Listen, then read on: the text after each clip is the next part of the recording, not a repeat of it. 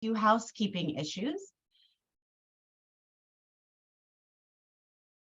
Interpretation is being provided for English, French, Russian, Georgian, and Spanish. To choose your preferred language, click on the world symbol at the bottom right of your screen and select your preferred language. I take this opportunity to remind all panelists to speak slowly and clearly so that our interpreters can work effectively. During this webinar, all participants will be in a listen-only mode with microphones muted. The meeting will be moderated today by Ms. Andrea Huber. She's the head of the ODIHR Human Rights Department. After a brief introduction and short presentation from our distinguished panelists,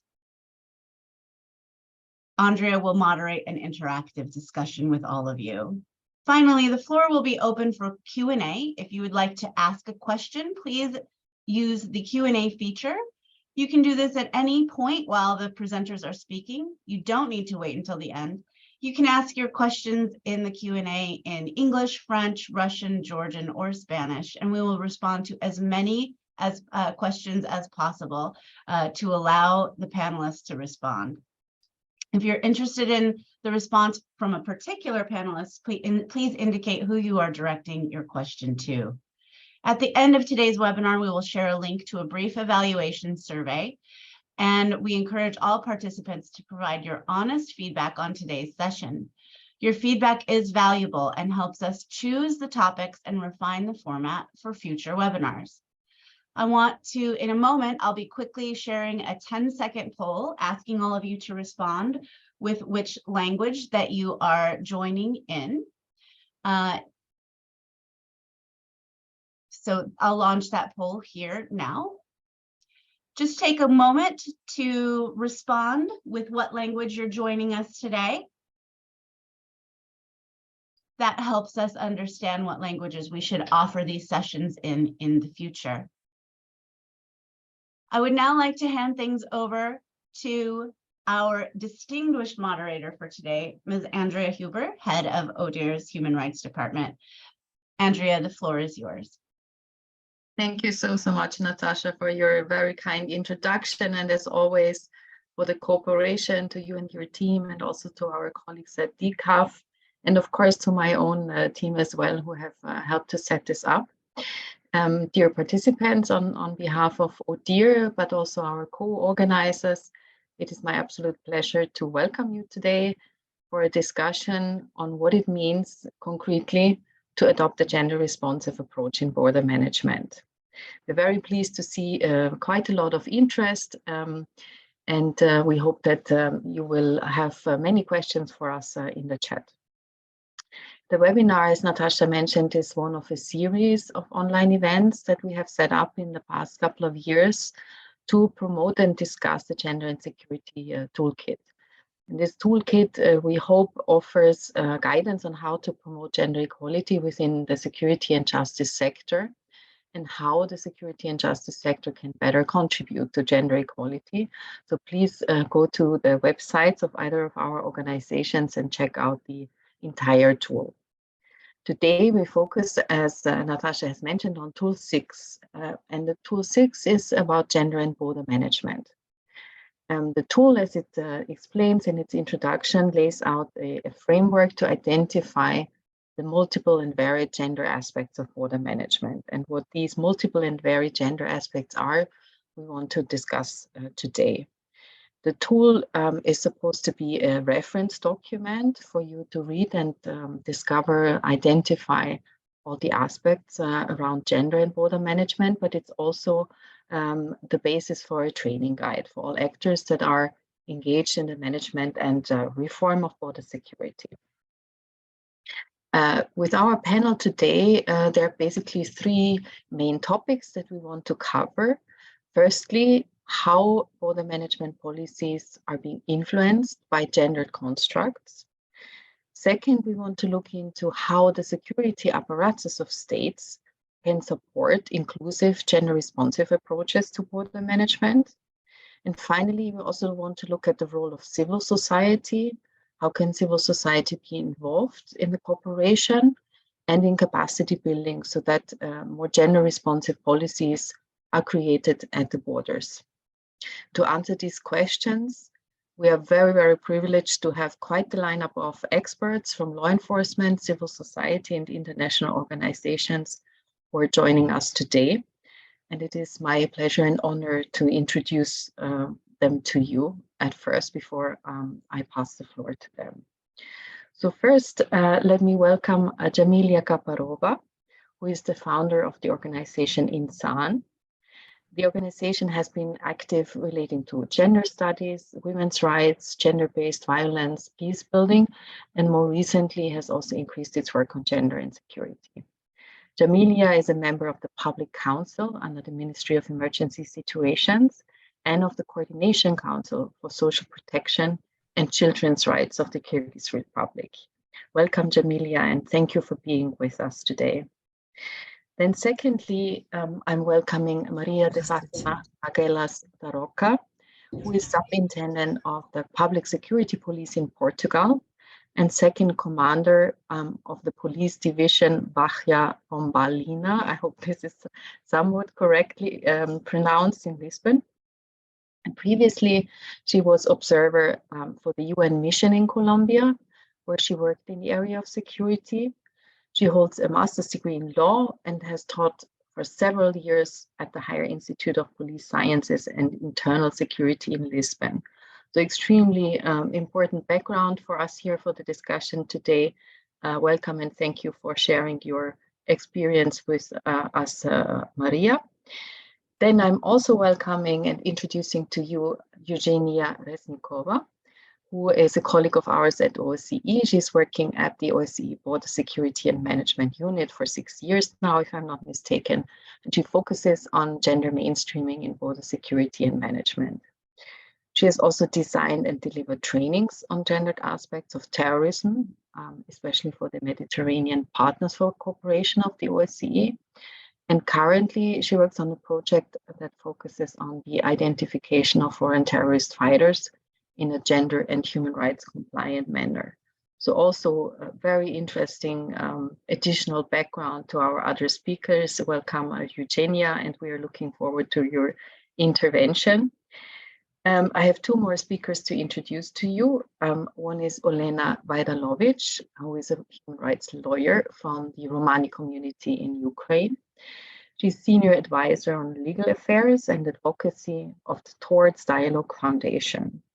And prior to that, she was a senior fellow on national minorities at the UN Human Rights Monitoring Mission in Ukraine, where she worked on minority rights, human rights, but also covered political analysis and international instruments.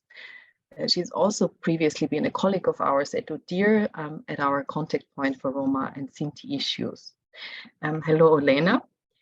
And finally, it is my pleasure to introduce to you Irving Vidal, who is a licensed attorney in Mexican law with 15 years of experience in international affairs.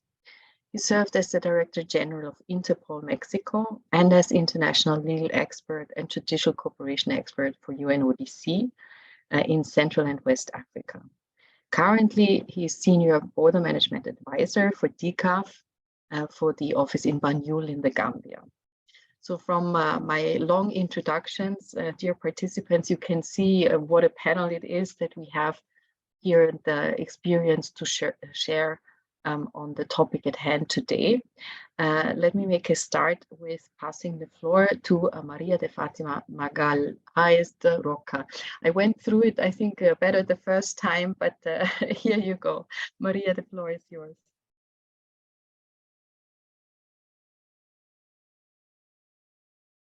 Good afternoon to all. Thank you, Andrea.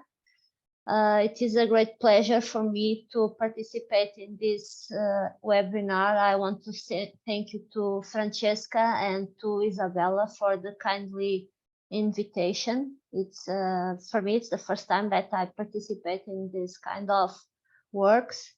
And I hope that it will be a fruitful project and the work to change, to have some good ideas to put in practical, even for myself, because we are in great transition in the border management.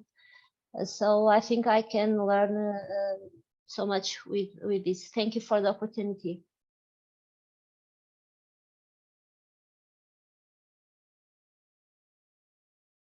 Thank you, Maria. Did you want to give us a first insight into your first remarks on gender and border management, or should I pass on to the next speaker and then pop some questions to you later?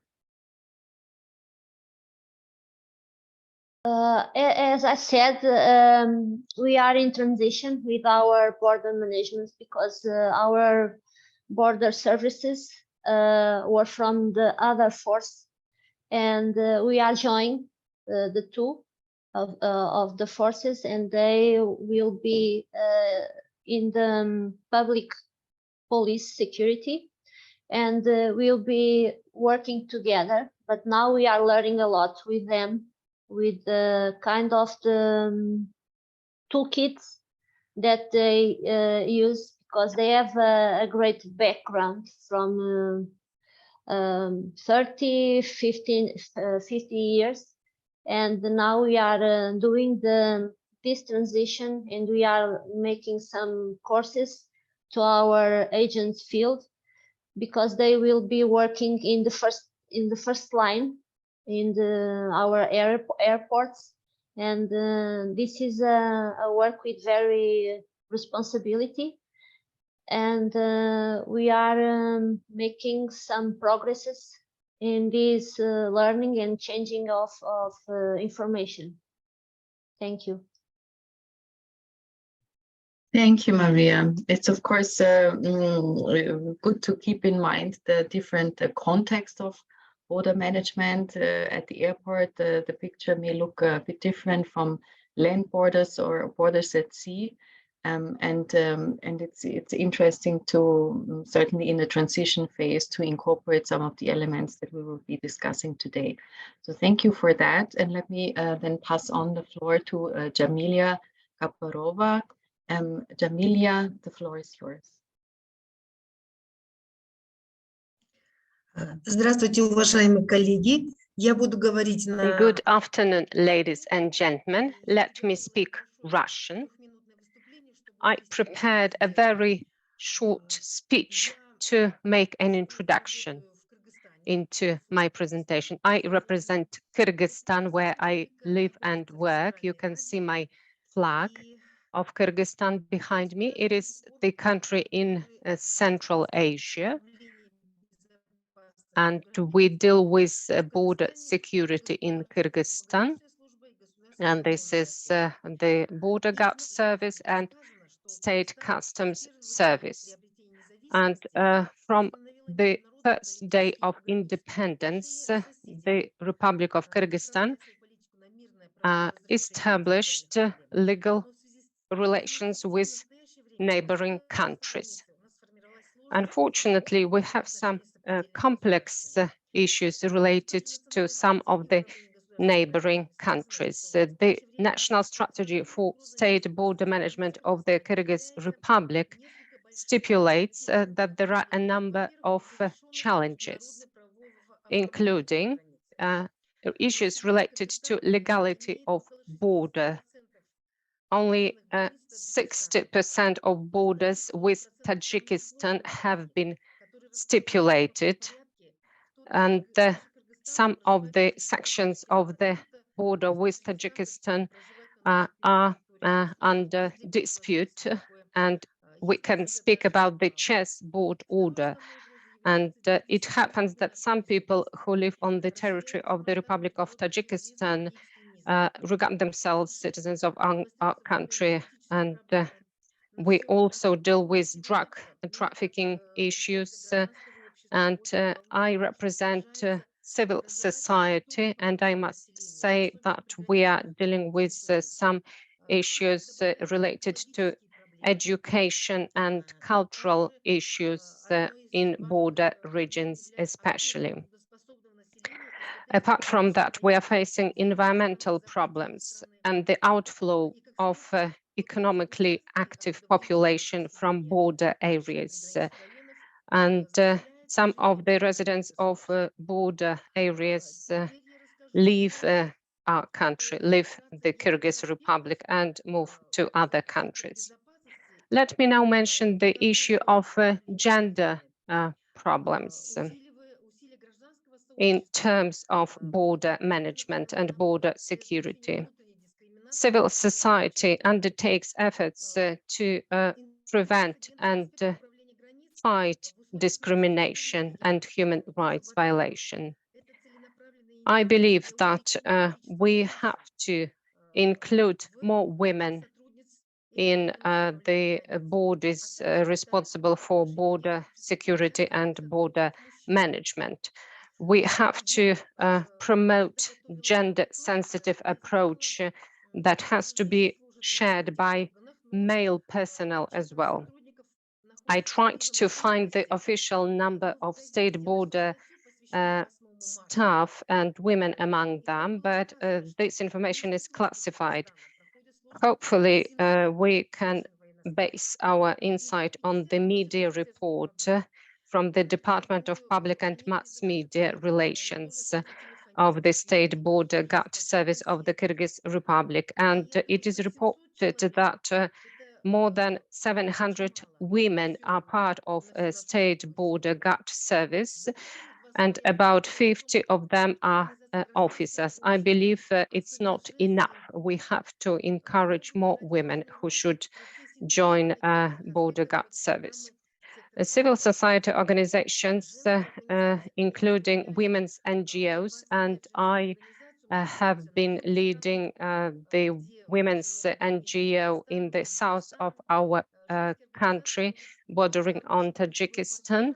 And I've been doing that for over 20 years. And we believe we are very responsible partner for developing initiatives at the official and unofficial level in order to integrate gender-sensitive approach to security and border management sector. According to the National Development Program of the Kyrgyz Republic until 2026, we have information that focuses on improvement of system of education, training and retraining of personnel to ensure professional development in particular. How can we help bodies that deal with border security and management? We can train in terms of gender responsive border management approach. We can examine and register gender issues, collect data and identify issues of violence against women. We can cooperate with female MPs at the local and central national level. We can be intermediaries in this respect. We can build coalitions with different representatives on gender and security issues. We can organize public meetings and organize public events and campaigns to improve gender sensitive approach. We can raise awareness among the society to understand that gender approach is extremely important. Thank you very much for your kind attention. I hope it took me 2 minutes to finish this introduction. Thank you. Thank you so much, Djamilya, for the quick introduction. I will certainly get back to you on some of the issues you have mentioned. Maybe just one clarification right away. You mentioned the importance of the collection of data. Could you maybe give us a bit of an idea of what data you think should be collected at the border in order to support gender responsive border management?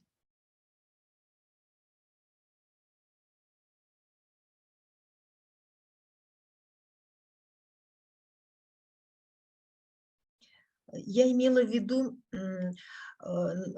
на границах Кыргызстана и Таджикистана. I meant that at the border between Tajikistan and Kyrgyzstan, recently, 6 months ago, we had a huge conflict, and there were death toll figures. People lost their lives, civilians, women, girls died during the military conflict. Some of the buildings were destroyed, and I believe that women's organizations can build networks. We have our female leaders that reside in these border regions. So we believe we can collect data about the needs in the time of emergency, in emergency situation. We can collect data about violation of women's rights when they cross the border, or when they deal with their agricultural activities. So we can collect data about local communities in the border regions. Thank you. Thank you, Djamilya. Then let me turn to Olena Vajdalovic for her introductory intervention. Go ahead, Olena. Hello, everybody. As moderator kindly mentioned, I work for Towards the Foundation, and this is actually the organization that operates for the safety and security of refugees from Ukraine or from Romania region. And I act as a senior advisor on legal affairs and advocacy. I would like to mention that since the beginning of the war in Ukraine, we understood the importance to protect the most vulnerable people, especially women, who suffer from intersectional barriers. We also have noticed the problematic image of ideal refugee, which makes the refugeehood exclusive, unfortunately not inclusive for many.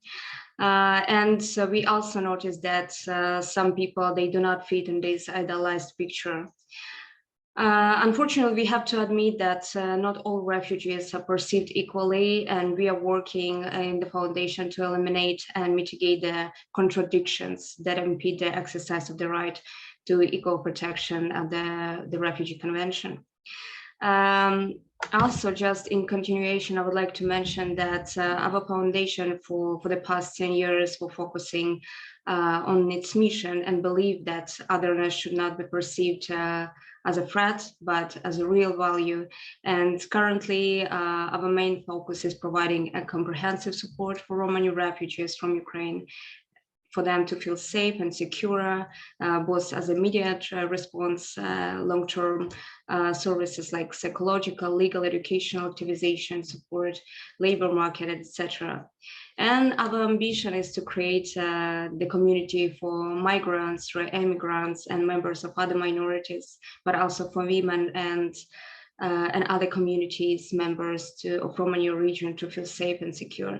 And today I will be talking from a civil society perspective, and I would be very glad to answer your questions. Thank you. Thank you, Elena, very much. I think we're all getting a bit of a sense of our panel and the background of your work. I'm now turning to Eugenia Reznikova for her first intervention. Eugenia. Thank you very much. Good afternoon or good morning, everyone. As Andrea kindly mentioned, I'm working also in the OSCE, in the OSCE Secretariat in Vienna. And today I will be speaking about our work with the OSCE Gender Equality Platform, which consists of representatives from border services from various OSCE participating states. And yeah, I'm looking forward to fruitful discussions and exchange. Thank you very much. Okay, thank you, Eugenia. Then let me, last but not least, turn to Irving for an introductory intervention. Good afternoon, everybody. Good morning, good evening, depending where you are. Thank you for this invitation. I feel very humbled and honored to participate in which one of the topics that I consider is critical right now at this stage for border management. Currently, I serve as a senior advisor for border management, and particularly in the context of the Gambia. but in my previous work, I had an extensive experience working in West African countries, particularly with trafficking and migrant smuggling, and therefore the region, of course, in reading how the aspects affects at the border, particularly because of the lack of gender screening and human rights-based approach. So I hope that if this webinar serves for everybody who is participating, but I also hope to learn from my colleagues, panelists, and I hope we take the best from this. Thank you very much. Thank you, Irving. Now that we have a bit of a sense of who you are and what your background is, and let's try to make it more concrete in terms of what does it mean. Yes, as you stated before, I'm an attorney. I have a master's degree in international legal studies. Currently, I'm a doctoral candidate. Sorry, I cannot. I'm a doctoral candidate specialized in national security and law of armed conflict. But at the same time, I was a director general for Interpol.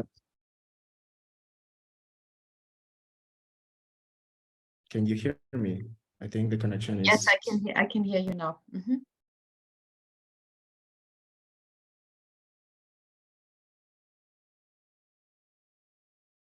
Okay. Sorry, there was a bit of a delay, I think, with the translation. Hence, I got confused. I think, Irving, I hope I didn't cut you off with your introductory remarks. I think Irving is frozen, at least on my computer. I hope this will be resolved, and I hope you can still hear me at least. I'm now maybe trying to formulate some concrete questions for our panelists. We have heard from Maria that her police service is in transition, trying to learn about how to incorporate gender-sensitive policies. How would you say is border management influenced by gender constructs in the first place? How is gender relevant in border policing from your point of view? Well, I can say Portugal is following the directions that European Union give us to accomplish in the way not only the gender equality, but also the kind of issues about the discrimination in all kinds of sorts. So we try to make a work that can reflect these objectives, and our legislation is also a support to accomplish these goals. I can say that in the last years we have an increasement of the women in the police force, and we are adapting. I can say that since 1930 we have women in police, and since then we are making great efforts to have an inclusive behavior, not only of the women in the force, but also the conduct and the behavior and the way that the rest of the force look to the job that women they can do. So we are adapting our structures to this transition in the way to have an equal, not only an equal treatment, but an equal way to work, and this is part of our evolution as society. I can give you the example in my area of work.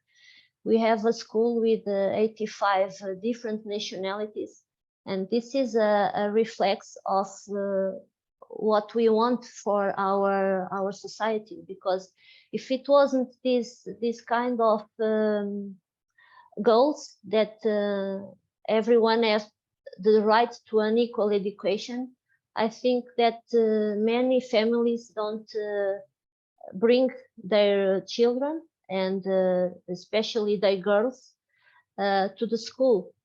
And I think this kind of work and our training nearby them, it's a way to create a more sensitive society, to look to the gender equality as not an option, but a right to get better conditions in work, and to be recognized as good professionals as we are, and that we have in all kind of professions, not only in police force, but all kind of areas in our society. So I think we are making a good effort in this area. We have many projects to work, many training and courses, and we can concrete conferences about these issues, and we are making good advances in this subject. Thank you, Maria. So this is mostly about the representation of women in the police force, which is, I think, an issue across law enforcement in many OSCE countries, that the number of women police officers is very low. And of course, the higher you go in the ranks, the lower the rate of representation of women becomes. And then often they're more in, I don't know, civilian roles rather than on the front lines, etc. So that's indeed an issue that OSCE is very interested in resolving. Thanks for mentioning that. You alluded also to the factors that make it possible or not for women to join law enforcement, including border management, in terms of how they can deal with family, with children at home, etc., including when attending trainings, etc. So that is definitely an issue across the OSCE region, and I like the emphasis on gender equality as a right and not an option. Let me add here before I turn to Olena for an additional question, that of course, as ODIHR's Human Rights Department head, we see the representation of women in police and gender equality for women officers, of course, as an issue of human rights, but it's also for us a question of democratic institutions. Law enforcement is not a democratic institution if it does not represent the community that it serves, and you have alluded to that. So thank you for this background. Talking about the OSCE, maybe Olena, you can also tell us a bit more of what, from your background, what can government security apparatus, I don't know what the plural is, do to support a gender-responsive approach to border management. Maybe you can give us a couple of ideas there as well. I think for me, it's better to talk about the gender-responsive approaches, but also about intersectional approaches to border management, because this is my expertise, area of expertise. So I will be linking these two things in order to shape my answer. I think that in order to intensify intersectional and gender responsive approaches to border management, we have to really understand the specificity of the issues related to the cross-border crimes. And from my perspective, if we want to ameliorate the situation, we have to understand the variety of the groups that crossing borders. And in the context of the border management, this is crucial, I guess, since different groups experience different situations. And a person's gender, ethnicity, or religious belief shapes every phase of migration journey, including how people migrate and the network they use, opportunities and resources available. So therefore, I think that we need carefully consider such differences into development of the border management policies. And I think that such policies need to include an understanding of gender-related, but also other intersectional vulnerabilities, which might expose those migrants to divergent types of risks. So applying gender-specific, also minority-specific dimensions of migration and border activities, I think it will definitely help to ensure appropriate and efficient cross-border movements with due regard to the rights of the migrants. And in the context of the humanitarian and refugee crisis, in which I'm operating, I think it's very linked to the border management and gender, ethnicity, and other aspects that shape people's identity need to be considered to protect those people. And first, when we are talking about human trafficking and sexual exploitation, we always put an emphasis on women and children as most vulnerable, but in most cases, we draw little attention to the minorities, which also fall victim under these circumstances and experience aggravating repercussions as intersectional barrier. For instance, many Romani women, they do not report about trafficking or sexual exploitation due to the fear of the neglected Roma authorities, and there is no trust to the officials, or a little trust to the officials due to the long historically based exclusion and persecution. And since our organization based in Poland, I would like to give you some insights to the before mentioned issues, but based in the territory of Poland. So during the first weeks of the war in Ukraine, when refugees were arriving to Poland and other countries, a massive movement, of course, of voluntarism received their claim, but the fears of traffickers also increased, and the criminal networks. And it is impossible, of course, to know how many refugees from Ukraine have already fallen prey to traffickers and abusers, especially from Romani community. But we see the obvious risks, and it's very high because from those people who are fleeing from Ukraine and also in Romani community, they make up 90%. I mean, Romani women, they make up 90% of those fleeing Ukraine. Also, another major risk is the desire of many of Romani refugees from Ukraine. They continue to move, they try to move from the border as quickly as possible. And unfortunately, they trying to get it as faster as possible, getting in cars with someone who was offering them a lift without actually checking up on those people.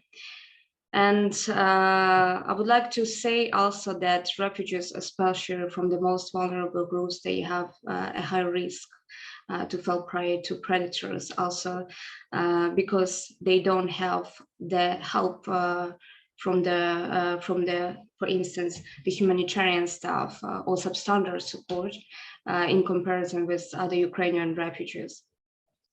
And a lot of Romani people and other people from vulnerable communities, they do not know how to prevent themselves from this kind of situations as trafficking or sexual abuse.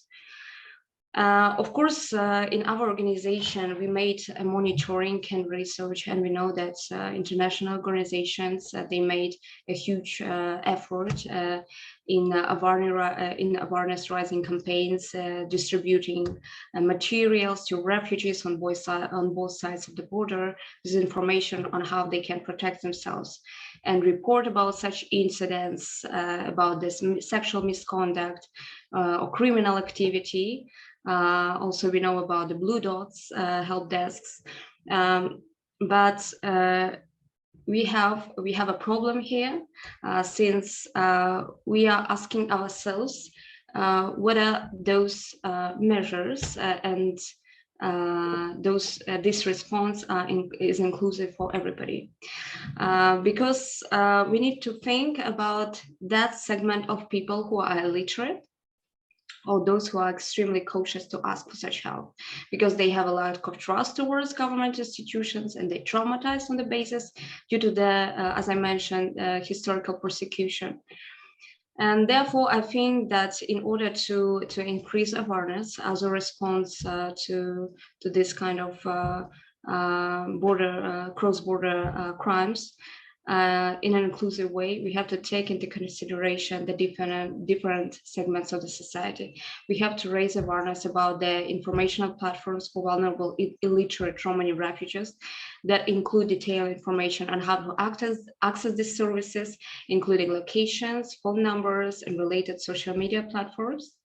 And we have to involve civil society organization into this work, and some interpreters who will actually orally explain this to people who are, for instance, illiterate or do not speak Ukrainian, whether either Russian. So it is very important. It has to be a coordinated approach in which Romani activists, mediators are involved, because in order to help Romani people, and also I think it applies to different minorities and vulnerable groups, we have to build a trust with them and a connection. And it's only possible through the actually people with the same experience being involved in the process. Also, I think that it is very important to create specific workshops to volunteers working at the borders, to make them more aware of the trafficking risks, but not only to volunteers, but also to the border officials, with an emphasis on the context of minority perspective, including Romani people, specificities of those people and their cultural differences, and also about their high vulnerability when it comes to the human trafficking, including what to do if they see something suspicious. Another component of the training, I think it should cover also the core principles of the protection from sexual exploitation. But I think that in order to explain, actually to deliver the training if we are talking about Romani community, we have to really adjust the context.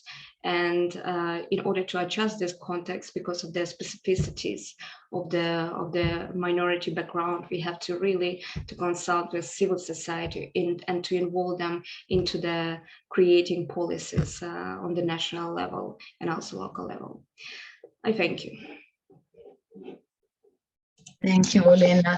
So, you know, it has been referenced before, of course, that the identification and protection of people from trafficking is, you know, one of the important human rights roles of border management, which prompts me to recall that the large majority of individuals who are trafficked are women and girls. So it's, of course, very pertinent to the gender responsive border management. And also, unfortunately, only 1% of trafficked persons globally is identified. So it's a very important point to stress what role border management, border police can play in identifying possible victims of trafficking. Also, that's of course a role not only for border management, but many institutions beyond that. But it's certainly a really important point. So thanks for making it. in the context of Ukraine, I'm also sort of tempted to flag that the very positive move of the EU to allow Ukrainian refugees to kind of travel relatively freely across the EU has had a bit of a negative consequence, unintended, because there was no registration of refugees, including minors, and so it is feared that that this may have contributed to women and girls in particular being snatched by traffickers, and we cannot know where they are. So this is also a bit linked to the use of volunteers, which is of course something that was extremely helpful, and you know, it fills us with pride and respect that so many people offered their help. But this has also proven to be a bit of a risk, that volunteers ran around and about at the borders, offering or allegedly offering help, and nobody could really know whether that was in fact help or not. So I mean, that's also, it reminds me to maybe add possible role of border management to make sure that the services provided by volunteers or other organizations are actually there to help and assist individuals across the borders rather than exploiting them.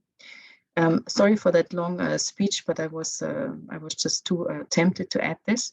Thank you so much, actually, for this. And this is very important. I think that you kindly mentioned about the border points, and I also know about this situation. It's a huge red flag, because as of late March, there were like a lack of controls at the border points like Medica, and there were no system for registering volunteers, monitoring the different groups and people assessing the border area. So yes, thank you so much for adding this. Thank you, Lena. I'd like to get some more infos on the role of border management, and that prompts me to call on Eugenia. Eugenia, maybe you can tell us a bit about the OSCE Gender Equality Platform, and also whether this platform has been able to identify some good practices for gender responsive border management. Thank you very much. Yes, so as you have mentioned, we have the Border Security and Management Unit has established in 2016 the OSCE Gender Equality Platform in Border Security and Management, with the aim to support the OSCE participating states in integrating a gender perspective into their border services. And this is, of course, this is very much important in addition to our work on gendered aspects of cross-border crimes. And the platform consists of representatives from various OSCE participating states, from the border agencies, and it provides them with a forum of exchange of best practices or good practices, tools and expertise on gender mainstreaming in border security. And we have also delivered relevant trainings for the members of the platform.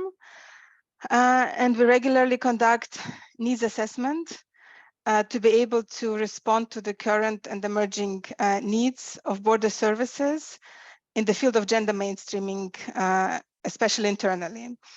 When it comes to gender responsive environment, for example, in border management agencies, we focused our trainings on the following topics. So first of all, on gender sensitive leadership, as this is the key, of course, to creating gender responsive work environment.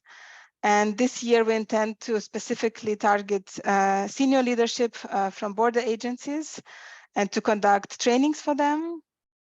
Then what we also do, we include sessions on gender inclusive, language in our trainings, because language is a powerful tool and it creates realities, as well as the reality of gender inequality.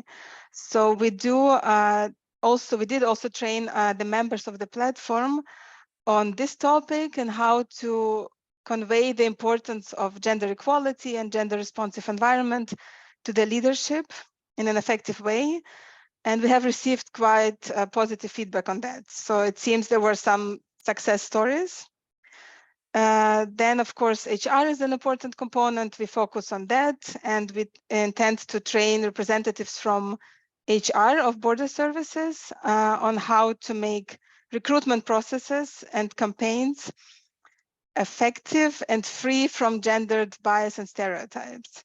As we all know, these are obstacles to fair recruitment. And then, of course, preventing and combating sexual harassment at workplace. This topic is being raised by the members of the platform frequently. And we have conducted trainings on this topic, and we intend to continue and to make them more in-depth. We have also supported the members of the platform regarding creating internal strategies and gender action plans. These are very much important and have to be in place in written form, of course, when trying to make border services gender sensitive and when trying to create gender equality inside border services. Then, of course, engaging men in gender equality. This is a very important topic because gender equality can be achieved only jointly with all actors involved. And actually, a good example we have in the OSCE Secretariat is the so-called Men Engaged Network, or Men for Gender Equality. And it serves as a good example for members of our platform, but maybe also for our audience today. I will now, I hope it works, put a link in the chat to the description. Sorry. Okay, it doesn't work. I will do it later, not to keep to take more time. I will add the link later. So this is another very important aspect in engaging men in gender equality. Of course, training of all staff on gender mainstreaming is crucial, and it has to come from the leadership, of course. And I mean, I can go on and on with the list. So we focused a lot on internal, on creating gender equality internally, because this will lead ultimately to more effectiveness of border services, and also to gender responsive and inclusive identification of cross-border crimes. And yeah, so this is in a nutshell what we have done. Some good practices I could mention are would be, first of all, this was a good example from one of our platform members from the German police. She has informed us in the platform that she, who is a gender advisor there, is located hierarchy-wise parallel to the senior management. So this gives her the opportunity, for example, to express freely concerns or criticism when it comes to recruitment of staff. So she has the possibility to independently criticize those who are hiring staff. And I think this is not the case in many border agencies. Then also they have been received, or they've been labeled, let's say, the family-friendly employer. They have created children parents offices. So every time when their staff needs to bring their children to work, for example, they have the possibility to do so. And they also had the possibility of telecommuting years before COVID started. So this was, for example, a good practice which other members of the platform could try to implement. Depends on their level, of course, try to implement in their services. And from our side, I mean, the good practice, or something positive, I would say we are in touch with the members of the platform constantly, and we respond to their requests very fast. And we receive many requests from them when it comes to capacity building training. And yeah, we regularly conduct needs assessment, as I mentioned, so we can respond fast and effectively to current and emerging needs of border services. I mean, I could go on and on. I think I will stop here. Yeah, and if you have questions or our audience has questions, I'm happy to respond to this. Oh, I have Thank many you. questions, Eugenia. And I hope our audience will put some in the chat as well. If I may follow up just on one thing, because I'm always quite eager to get, the more concrete, the better. And you spoke a lot about, the recruitment and the retention and the protection of women or from sexual harassment or other discrimination while at work, which is a very, very important cornerstone, basically, of the topic we're discussing. And you said that that you're trying to collect good practices that you can train on as well on recruitment that can be free from gender stereotypes. I think that is something relevant basically for every employer. Can you tell us anything more concrete on how that can look like in a recruitment for police, where, traditionally, at least if it's for frontline police, there's quite an emphasis on the physical component, for example. So I'm just wondering, maybe you could make it a bit more concrete for us, what that can look like. So this is something we're now developing. We're proceeding with the second phase of this project, in which under the framework of which the platform was established. So we are in touch with the OSCE HR, who have run a pilot, I think, at least when it comes to recruitment of staff. I'm not talking now about physical tests. I'm just talking about just the recruitment process, interviews, let's say. So they had a pilot, and we consider to maybe include this as well in our trainings, and this is all now in development. They had a test for people who they would hire, especially HR personnel, real case scenarios during the interview where they would test how gender sensitive they are, because usually people expect that they should respond to this kind of questions, they prepare, and ultimately you don't know if they are gender sensitive or not. So for example, when hiring new HR personnel, it would be good, but of course it's also a matter of funding and resources to have real case scenarios, let's say, which people would not expect, where they would have to prove that they are gender sensitive. When it comes to physical tests, of course, I think it's very difficult for us to, for the OSCE to, I don't know how to phrase it, not to force, but to ask the border services to how to make the tests the way we think. So I think it really much depends on the respective country.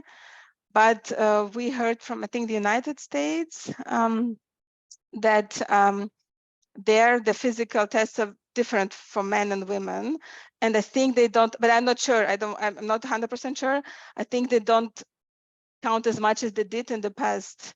But we had an excellent former FBI agent who was responsible for recruitment campaigns and who wanted to increase the number of women in police and the FBI on all levels. So we don't, I'm so sorry, but we don't have concrete tips yet. We are in the process of developing the new phase where we want to to train HR personnel on how to make these processes free from bias and stereotypes, but at least the all unconscious bias and stereotypes that we all have. And the language, for example, which we all use, which is also not free from bias and stereotypes. This is something we also want to focus, and this is also important in recruitment processes. Yeah. Sorry for the long response. Thank you, Eugenia. I think what stuck with me the most is the excellent point in your initial presentation. You flagged the importance of leadership, but of course, what maybe is not so obvious that any human resources unit or department in law enforcement, including in border management, of course, needs to be set up in a way to be very aware of possible discrimination in recruitment, and also have some tools on how to counter it. So it's maybe a bit less obvious point that was important to flag. I think we have Irving back and we are connected. So I'd like to turn to you for some wisdom as well on what are the issues even that require particular attention when it comes to gender responsive approaches to border management. What can security forces do to this end in your experience? Thank you. I apologize because the connection was not suitable and then you disconnected me, but I'm back. First of all, I would like to say that from the government's perspective, I think the first element that it has to be in place is commitment. And when I say commitment, it goes not only to establishing these campaigns and also to allocating enough resources as a priority for gender mainstreaming in their governance. So when we see about border management, the multi-dimensional spectrum that it has is not only related to the government per se, is also related to the population in general, or population at least at the border towns, and most importantly, migrants as well. So you see that the three components have to be in place when it comes to not only the sensitization about gender mainstreaming, but also the efforts. The governments, they need to revise their own policies, not only for the recruitment, but also to keep in women officers in the border places. I'm not discussing, although generally speaking, immigration services, immigration departments are the guards of these tasks, but security services in general are encouraged to have these policies on gender mainstreaming. Well, one of the challenges perhaps is also that when it comes to the recruitment, some of the security services, they take pride on saying, oh yeah, we have 40 or 36 or 50% of women in our service. But when you look at the role that they play and the actual decision-making process that they're involved, although there might be in a position of leadership, is very limited. So that there's really not necessarily a change. And that's something that we push forward in foreseeing in the projects that we have. We're in a very good coordination with our Gender and Security Division from DCAF at headquarters, and we make sure to push forward on that. Another aspect when it comes to that commitment is not only the rhetorics and the politics that are involved in saying, yes, we're gender inclusive to that extent. And as my colleagues, the panelists have expressed already, there's not like a one size fits all for the borders. Every border, every context has its differences, and it has to be adapted to that extent. There are some places in which the policies created by the government are mainly for men. And you were at some point, Andrea, I think you mentioned related to the conditions to send women officers to the border, which might be a requirement for a promotion. If the infrastructure is not prepared and they are, and for instance, there are several officers that are recent mothers, like with newborns. If the conditions are not for that, how are they going to go and move? And that is pertaining them for a promotion. So all of these policies that also includes in the sensitization within the institution is critical to start from there. So the changes start from the institutions. And when I say the population, is also to understand that when it comes to security services, gender-based violence can happen from one border to another, or can happen within their own communities. And unfortunately, in many places, this kind of conduct has been normalized, even by the security services. And they act more as mediators rather than actually addressing the issues. So even women, they have to be sensitized in what represents violence or domestic violence as well, to address those issues, and actually have established the referral mechanism or national referral mechanisms in order to avoid the re-victimization of women in such case. we also, my colleagues also discussed a little bit about trafficking and smuggling.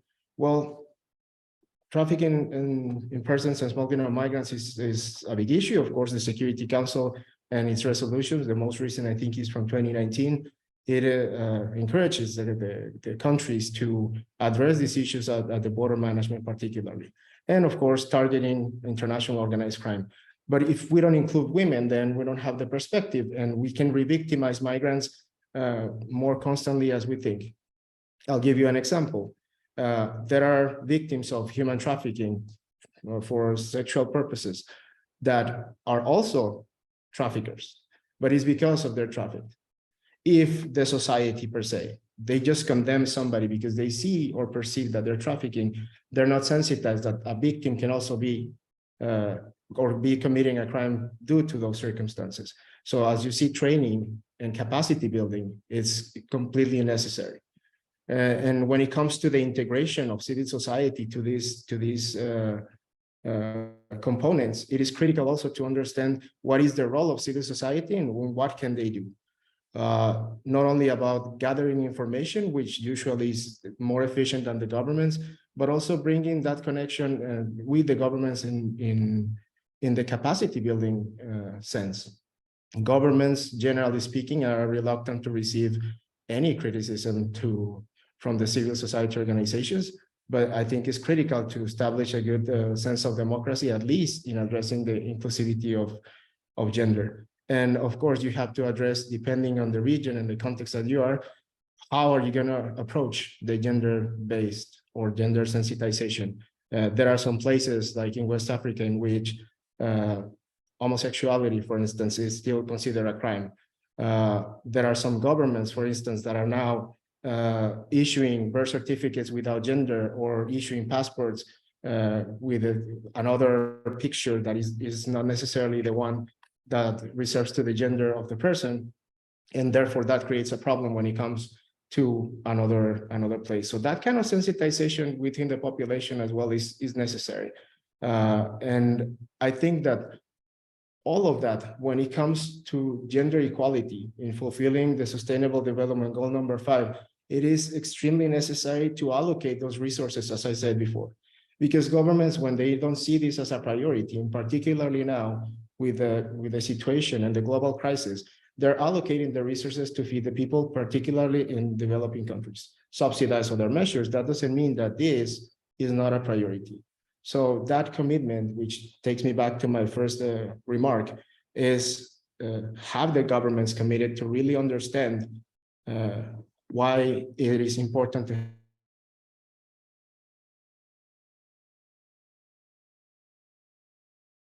I'm not sure whether it's just me, but Irving has cut out. And I see other panelists nodding, so it's not just me who cannot hear Irving. At least we got quite a couple of grains of wisdom here.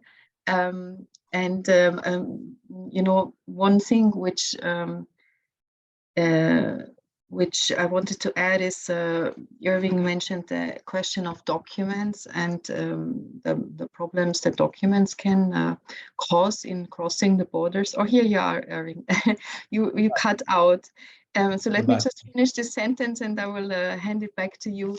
I was just referring to the issue of documents that you mentioned and wanted to add from my background as a lawyer for asylum seekers, which was earlier on in my career, that of course, you know, women and members of minorities may have problems per se to get the necessary documents in their countries. And of course, the context of conflict that we heard about in both in the context of Ukraine, but also from Djamilya, may also raise particular issues with documents. And you mentioned, of course, the aspect of which gender and name is referred to in the document, but I just wanted to add this as well, that in some countries, women will not have access to travel documents in the same way as men do. But you were just in the course of telling us something really smart, I'm sure, so maybe I'm handing it back to you to finish your intervention. I was just mentioning the other examples on why it's important to have this sensitization at all levels. And the other aspect, and when I refer to this about governments in particular, is having to understand these security institutions, that it doesn't necessarily have to be a role in which the physical aspect has to be involved, but also the sensitization within the service, it has to be really adapted and taken by men. Because if you put positions only for women and all these trainings and all these webinars are only for women, you're empowering women, but you're not making the context and the social context to make men understand why this is important and why when they receive orders from a superior that is a woman, they shouldn't be threatened and they should respect it just the same way as she was another man. The other aspect when it comes to leadership, as I think Olena or if I'm mistaken, Eugenia was mentioning related to leadership, is not about replicating the conducts that women do when we're in a position of leadership. It's also the ownership of leadership that it has to be in place to giving training and capacity building to women at the security services. So that concludes my comments. If you have any question or else, I'm happy to reply. Thank you very much. Thank you, Erin. I will get back to all panelists if I have the time on the civil society involvement, but let me just add one observation that just came to me also as an example of a gendered aspect. Also, in my previous career, I had a focus on criminal justice systems, and here, of course, the drugs trade and drug policies were of particular interest. And here you could also see the particular exposure of women who do usually, I'm generalizing now, but who do usually not hold the echelons of power in these organized crime, but are used, of course, as more as drug mules and are more exposed to law enforcement, which has led to partly has led to the increase of women who are in prisons at the global level. And this is just something I wanted to raise as an aspect that is maybe kind of less known, how women who get tangled up in organized crime, maybe because of, again, their gendered roles, have more exposure because they're easier to catch for law enforcement, but they're probably not the big kingpins behind the organized crime. So this is, since we're talking about the roles of border management, including the identification of crimes that are happening at the border, I thought I'd mention this as well as a concrete example. According to my notes, I think, Maria, that you would have some additional insights in how to drive recruitment of women in the border police. Is that correct? Could you give us some more background on that in your police service?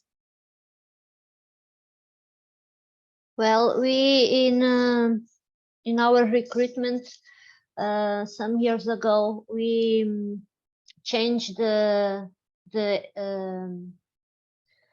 level of the tests in a way to facilitate the entrance of the women. The kind of tests that we had years ago was mostly liked from the men, but only changes in the number of the repetitions. So with that kind of changes, we assume that women will be more attractive to the profession, and after the course they are settled when they prefer to be, and after that we usually open invitations to go to the several departments that we have, including the border services, and after that they receive a training course in a way to facilitate their work there. So we are changing also the structures in a way to receive more women and create a balance between gender. I hope that the next years we can have a more balanced number of women, not only working in the police force, but also working in some specific areas where I think that the sensitivity will bring a help to some of the problems and some of the issues that we have to deal with.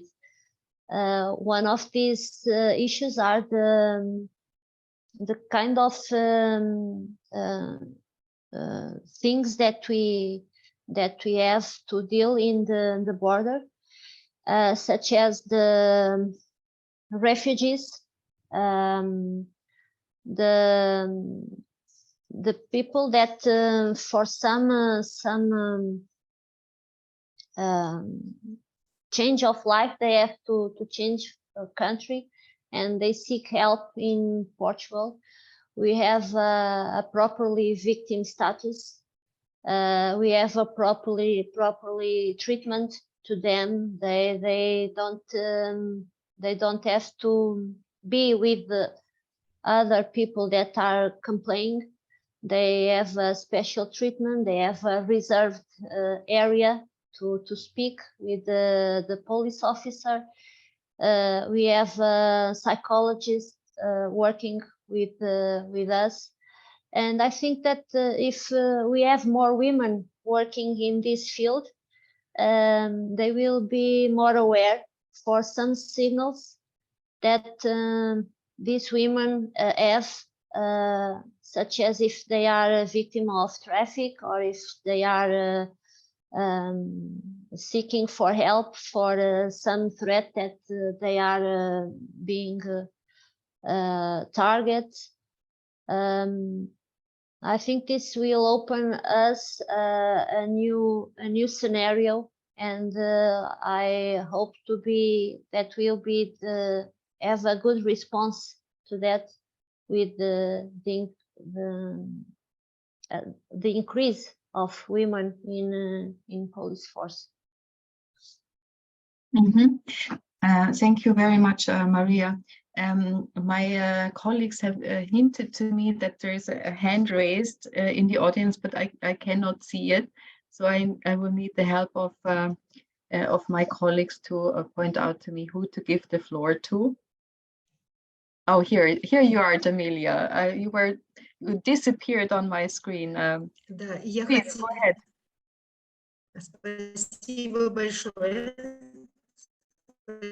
Thank you very much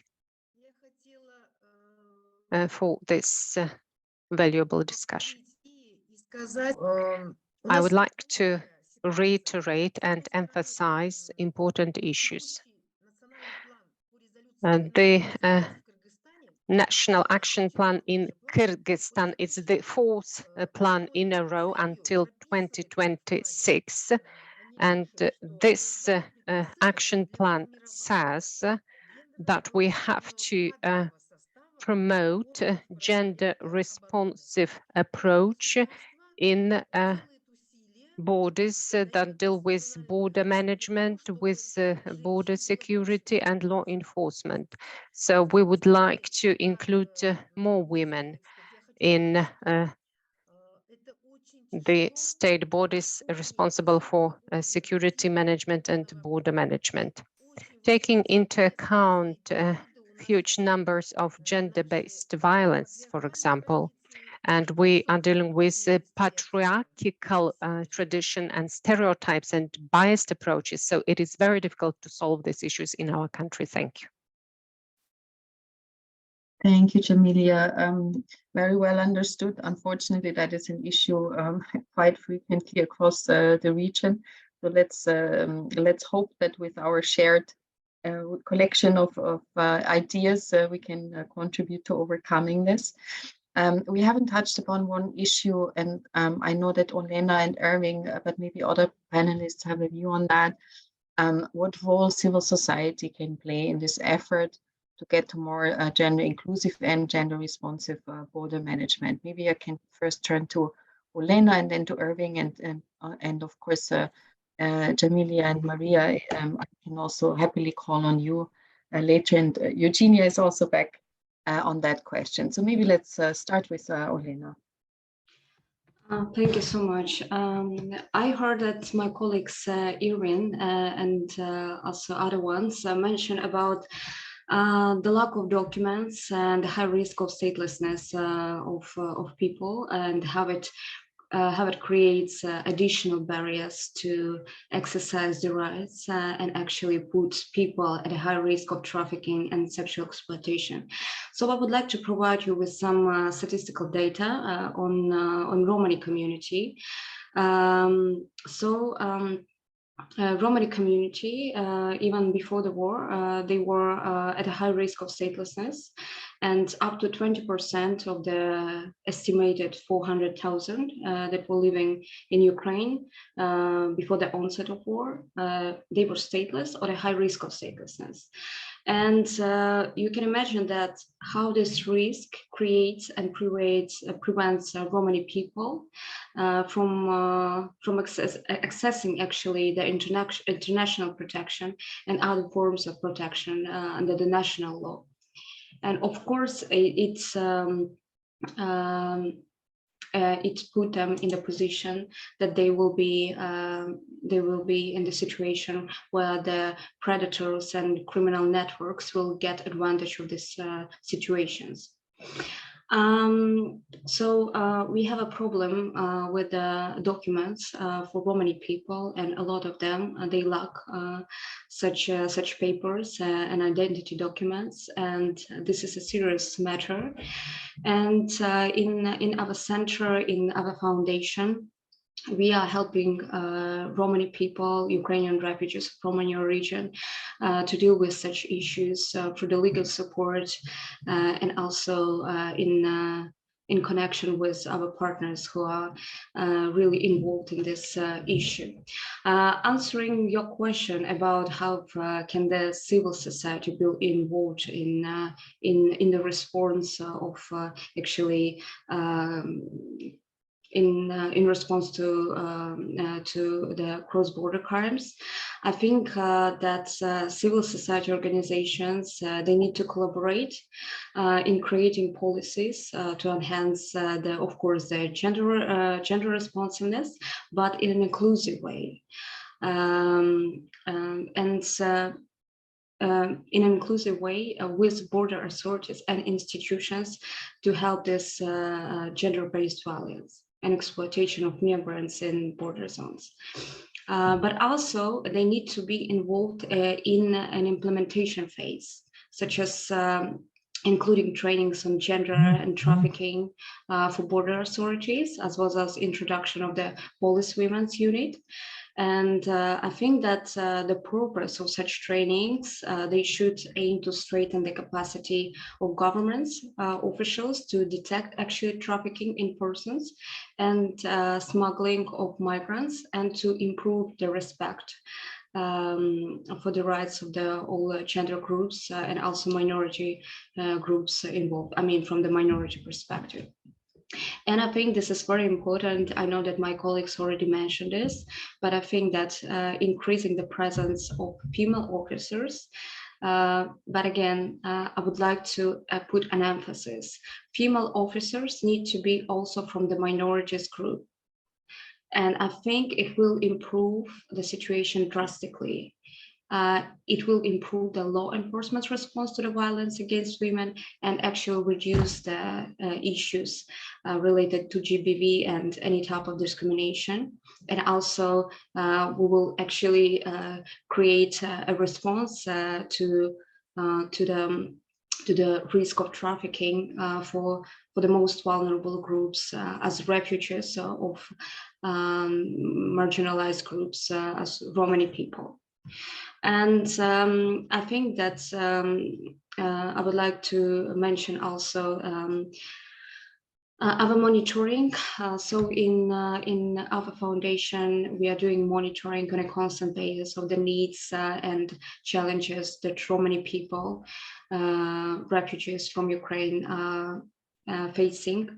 And we see that actually the government security apparatus, not only in Poland but also in other countries, they remain actually under-equipped to the response to the diverse safety and security needs within the different communities they serve. And too often, I'm not tired to emphasize this again. Too often, marginalized groups, including women, children, and LGBTI people, and people belonging to ethnic and religious minorities, they experience, unfortunately, often poor service and the neglected. So I think this is very important to adjust it and to respond to this situation adequately. And I think also we need to strengthen the capacity of all border officials to address the different needs and experience of the people of different gender groups, including from the minority perspective. And we need to ensure that border officials representative of the population they are in contact with, right? And in particular, in terms of gender and ethnicity. Thank you. Thank you, Lena. Time has flown by very, very quickly. So maybe our audience and interpreters can bear with us just for a couple more minutes. Irving, I think you had a particular contribution also on the role of civil society, right?